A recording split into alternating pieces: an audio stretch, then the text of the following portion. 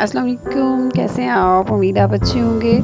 सर्दियों में बाजरे की रोटी बहुत ज़्यादा शौक़ से खाई जाती है और जो रेसिपी मैं आपके साथ शेयर करने जा रही हूँ, ये बाजरे का मीठा पराठा कह लें इसको आप।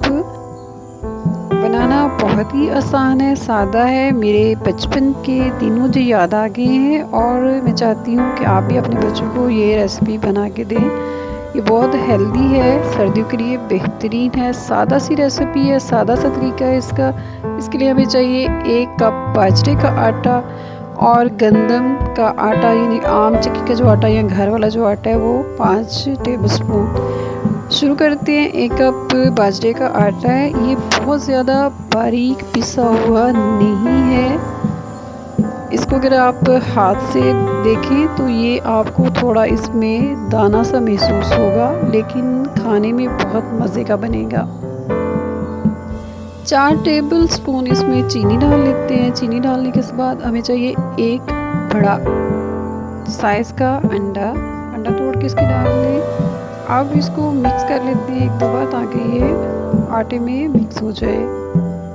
इस तरह आराम से चम्मच के साथ इसको मिक्स कर लें, हल्के हाथों के साथ। ये मिक्स हो गया। अब इसमें हम दूध डालेंगे, तकरीबन 3/4 कप जो है इसमें दूध थोड़ा थोड़ा करके डालें। फुल कप नहीं लेना, नॉर्मल सादा चाय वाला जो कप है वो ले लीजिए।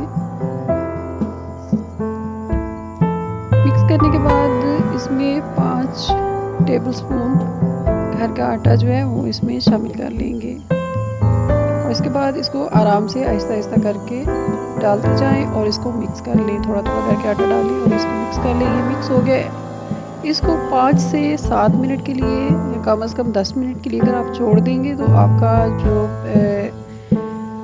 पराठा है वो बहुत फ्लॉफी सा फूला फूला सा बनेगा। मक्खन ले लें, ज़रूरत के मुताबिक। मक्खन ना भी हो तो भी कोई मसला नहीं है। इसके लिए आप ऑयल, घी जो भी आपके पास हो वो आप ऑयल या घी आप इसके लिए इस्तेमाल कर सकते हैं, उसमें मसला नहीं बनेगा। लेकिन अगर मक्खन हो तो इसके साथ ये बहुत ज़्यादा नरम बनेगा, यानी सॉफ्टनेस आ जाएगी इसमें। बहुत ज़्यादा बड़ा मत बनाइएगा कि इसको साइड पलटना मुश्किल हो जाता है। हमारी एक साइड से ये बन चुका है। फ्लेम को लो रखें, बल्कि अगर हो सके तो जब आप इस पर डालें तो बिल्कुल इसको आहिस्ता कर दें, जैसे दम पे हम लगाते वक्त रखते हैं। उसके बाद थोड़ा इसको तेज़ कर लें और बनाएं। एक साइड से जब बन जाए तो इसकी साइड चेंज कर लें आहिस्तगी के साथ, आराम से। बार बार साइड ना चेंज कीजिए, कोशिश कीजिए एक दफ़ा बनने के बाद ही आप इसकी साइड को चेंज करें। ये जो पहला पराठा है ये मैंने बगैर किसी ड्राई नट्स के इसको बनाया है। अब जो दूसरा पराठा मैं बनाऊंगी, आप इसमें 2 तरीके से ड्राई नट्स को शामिल कर सकते हैं। पराठा हमारा बन चुका है, बहुत मज़े की खुशबू आ रही है। दूसरा पराठा बनाते हैं। ये इसी तरह पहले की तरह आप इस पर डाल लें। चाहे तो आप चम्मच इस्तेमाल कर सकते हैं, किसी ऐसे बर्तन में जिसकी नोक हो उसमें डाल लें, ताकि आसानी से आप उसको कर सकें। ये इस तरीके से आप इसके ऊपर गरी बादाम वगैरह जो भी आपने डालना हो लगा के भी बना सकते हैं। मेरी वालिदा इसको जो बनाती थी तो वो बहुत बारीक पीस के इसमें शामिल कर देती थी, जो बच्चे आसानी से खा लेते हैं, जबकि कुछ बच्चे ड्राई नट्स को नहीं करते। ये देखें ये कितना ज़्यादा फूलता जा रहा है। देखिए, आमतौर पे बाजरे के पराठे को या बाजरे की रोटी को बनाना आसान काम नहीं होता है, लेकिन ये देखिए ये कितना फूलता जा रहा है। ये बहुत ही फ्लॉफी बना है।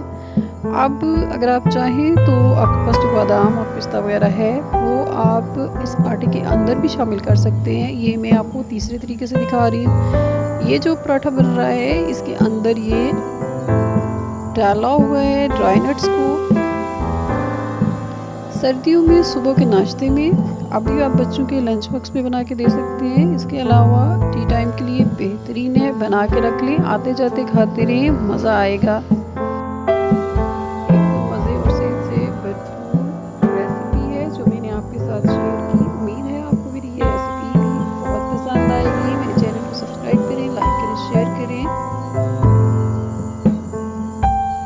और इस रेसिपी को एक दफ़ा ज़रूर ट्राई कीजिएगा। ये हमारा एक और पराठा बन गया है। बाजरे के ये पैन केक 4 बने हैं, छोटे साइज़ में बनाइएगा। अगर आप पहली दफ़ा बना रहे हैं, प्रैक्टिस हो जाए तो फिर आप इसको बड़े साइज़ में बना सकते हैं। इसको खा के देखते हैं, बहुत ही ज़्यादा मज़े का है। बच्चों को, बड़ों को, सबको बहुत ज़्यादा पसंद आएगा।